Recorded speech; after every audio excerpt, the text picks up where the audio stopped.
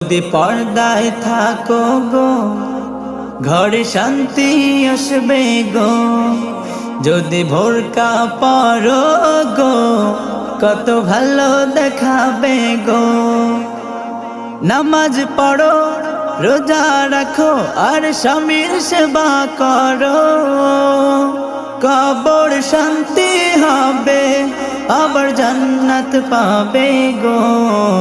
যদি পর্দায় থাকো গো ঘরে শান্তি আসবে গো।